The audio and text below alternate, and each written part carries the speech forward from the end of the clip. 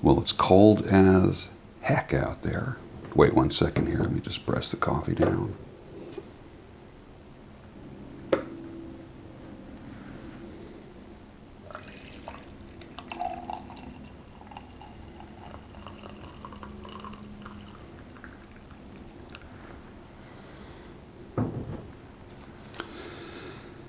Are you ready for this? I'm going to start with 2 chopsticks without even breaking them apart. I know what you're thinking. I live on the edge.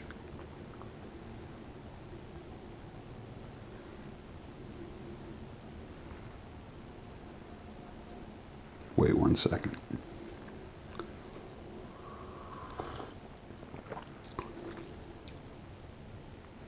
Yeah, nice. Sultress said to me yesterday, you have to come visit me in Montana. I thought that was interesting. She says, and there will be no stirring with chopsticks. She says, you can make all the noise you want out there. Well, that's really not the reason for the chopsticks. Is that it's not that I'm afraid to wake anyone up while stirring with a spoon. Now that it originally started like that, now it's more about, I just like being quiet in the morning. And after stirring with a chopstick for so long, when I use a spoon, it's like a cathedral bell ringing. And I just want to be consistent with the nice quiet vibe in the morning. It's now, stirring with a chopstick is a lifestyle now. You get to the point where it's a lifestyle. There have been some people that have said different things about chopsticks.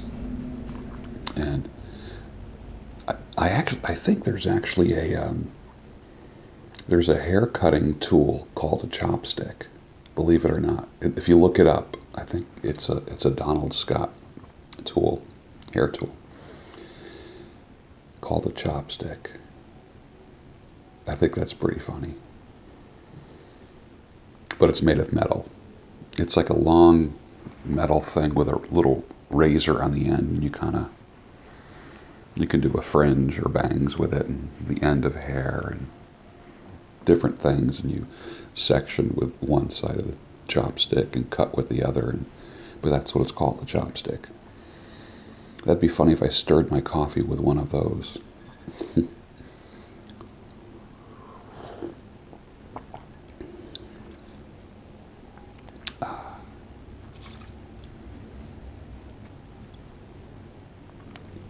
Interesting how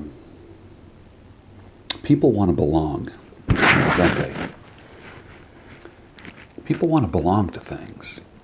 A couple different topics for today. You got ruffians and villains and different names, and a lot of belonging names are edgy, aren't they? You got these guys like the bearded villains with a black flag. A black flag. You've got the ruffians. You've got all these, like everything's edgy.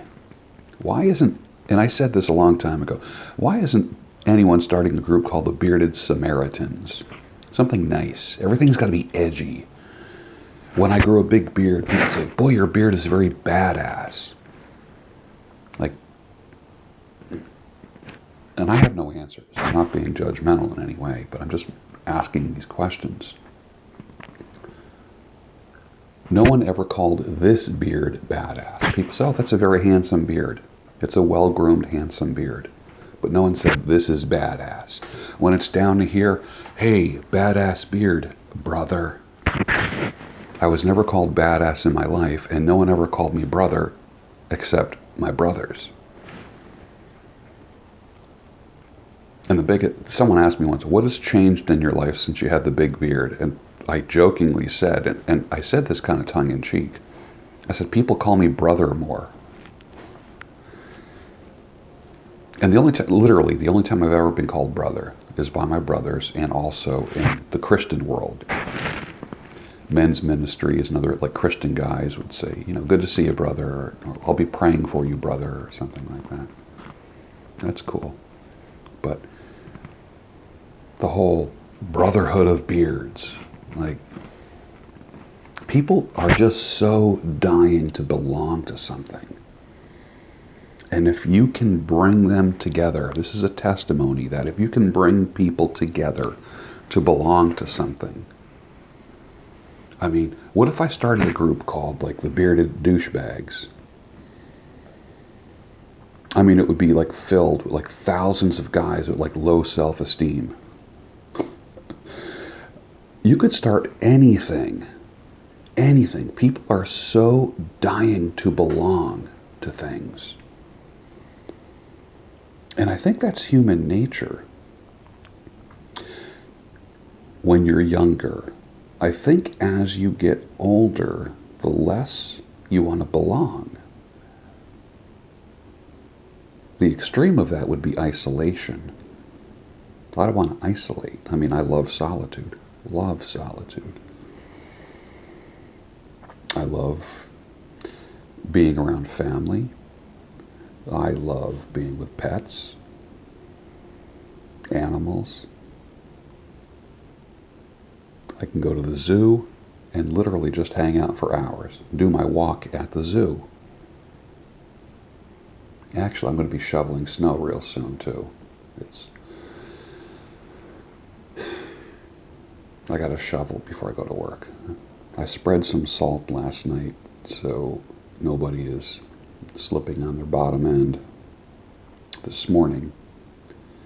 And did you know if you spread a little bit of salt before it snows, it makes it easier to shovel the snow so it won't freeze and become like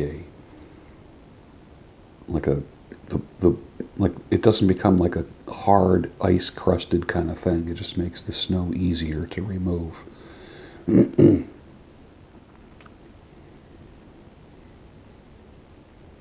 Belonging. Becoming part of something. What do you think? Put an answer down below. Why do you think people want to belong, even if it's a less than angelic name? People want to be identified with a group. One of my brother's neighbors, Pastor Dan Bell, down in Melbourne, Florida, recently passed away. He was a chaplain to the Warlocks. And I've cut the hair and shaped beards of many one-percenters, which I have no problem with, although I know a lot of people do. And I'll be honest, every one-percenter, which for those that don't know, one-percenters are motorcycle club guys. Zero issues with them. Every single person that is a one-percenter in a motorcycle club has been a gentleman with me and a pleasure to spend time with. Yet there's this intimidating or a reputation of being intimidating.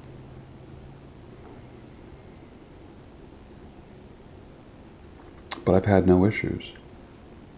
Zero issues. Actually, it's been a pleasure, and I've been kind of like the unofficial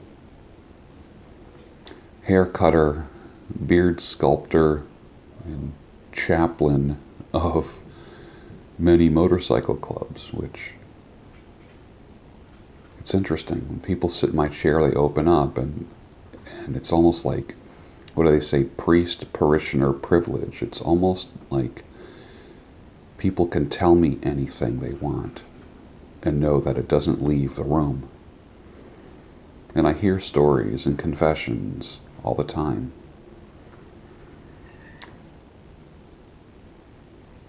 And the biggest thank you is not from any solutions or answers that I give. The biggest thank you is this. Thanks for listening, man. Thank you for listening. How wacky is it when the world can't provide anything And when all you do is listen to somebody, they are grateful for it. Isn't that a trip? And I've got the master's degree in education with the concentration in counseling. And I worked as a therapist for about 2 decades. Literally, one-to-one doing group therapy. I did all before I was cutting hair full-time. That's what I did for a living. Taught in 5 colleges, the whole thing. Did outpatient therapy, providing solutions for people.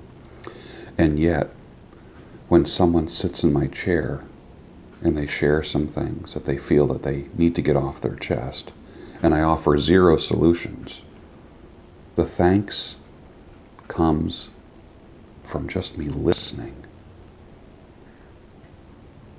Interesting.